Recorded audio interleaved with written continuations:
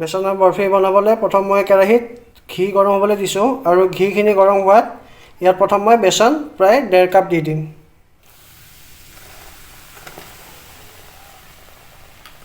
আৰু এইখিনিত ফাৰ্ষ্টতে আমি কণ্টিনিউৱাছলি এইখিনিত ষ্টিৰ কৰি ল'ম, মানে লৰাই থাকিম কণ্টিনিউৱাছলি। আৰু এইখিনিত আমি এনে কণ্টিনিউৱাছলি লৰাই থাকিম। চ' আমি এইখিনিত ফ্ৰাই কৰোঁতে প্ৰায় কালাৰ এটা আহি গৈছে, প্লাছ যোনটো বেচনৰ এটা গোন্ধ থাকে গোন্ধটো আহিছে। আৰু ইয়াত এতিয়া মই চুজি দি দিম অলপ। চুজি মই প্ৰায় আধা কাপ চুজি দিম। আৰু এইখিনিতো কণ্টিনিউৱাছলি লৰাই থাকিম। আৰু এইপিনে মই চুগাৰ চিৰাপ হ'ব দিছোঁ। আৰু চুগাৰ চিৰাপ মানে আমাৰ যোনটো চেনি থাকে, চেনিটো আমি পানীত ডিজলভ কৰি এটা ঠিক কৰি লওঁ পানীটো। আৰু তাত মই অলপ ইলাচি দি দিছোঁ প্ৰায় 3 পিচ এটা ফ্লেভাৰৰ কাৰণে। আৰু চুগাৰ চিৰাপটো কেতিয়া দিওঁ বা কেনেকৈ দিওঁ এইটো ভিডিঅ'টো লাষ্টলৈ চাই থাকক, গোটেইখিনি গম পাব। আৰু যেতিয়া আপোনালোকে বেচনৰ বৰফি বনায় তেতিয়া এটা কথা আপোনালোকে মনত ৰাখিব, যোনটো আটাইতকৈ বহুত ইম্পৰ্টেণ্ট হয়।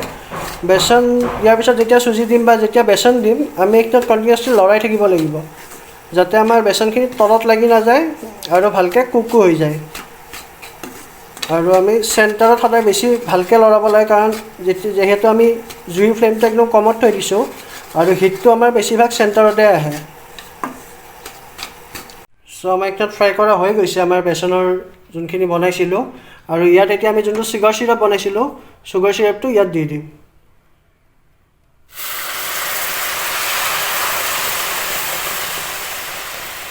আৰু এইখিনিতো আমি কণ্টিনিউৱাছলি লৰাই থাকিম, মানে ষ্টিৰ কৰি।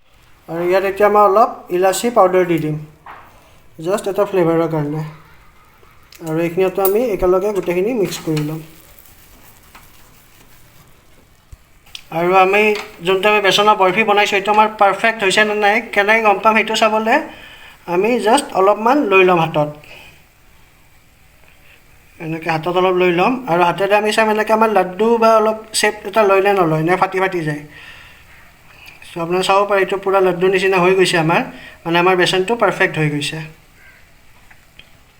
আৰু এইপিনে মই এটা বাতি লৈ লৈছোঁ আৰু ইয়াত মই অলপমান অইল, মই ঘি ব্ৰাছ কৰিছোঁ, আপোনাৰ তেলো ল'ব পাৰে। আৰু এইখিনিত আমি ইয়াত বাতিটোত দি দিম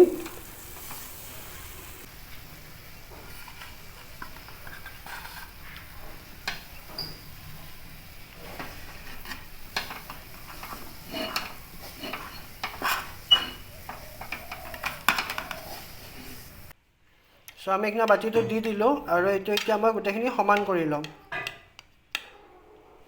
চ' আমি আৰু মই ওপৰত অলপ আলমণ্ড আৰু পিষ্টা চপ কৰি দি দিছোঁ। আৰু এইটো অপশ্যনেল, আপোনালোকে দিবও পাৰে নিদিবও পাৰে। আৰু এইখিনিত এতিয়া আমি ঠাণ্ডা হ'বলৈ দিম আৰু আমাৰ বৰফিখিনি পূৰা ভালকৈ ছেট হ'বলৈ দিম। চ' আমাৰ বৰফিটো গোটেই ছেট হৈ গৈছে আৰু এতিয়া আমি এইটো মাজেৰে কাটি ল'ম।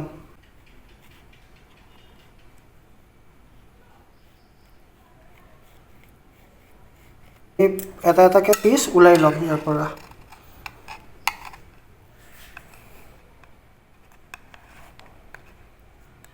চাব পাৰে পিচবোৰ আমাৰ লাহে লাহে আমি এনেকৈ ওলাই ল'ম আৰু এইটো পাৰফেক্ট আপোনাৰ যেনেকৈ বজাৰত পায় ঠিক তেনেকুৱা হৈছে, মানে আমাৰ বেচনৰ বৰফিটো পাৰফেক্ট হৈছে।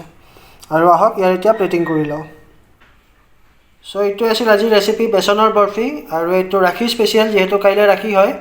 কাইলৈ কিয় কৈছোঁ, কাৰণ মই ভিডিঅ'টো আজি বনাইছোঁ আৰু কাইলৈ ৰাখী।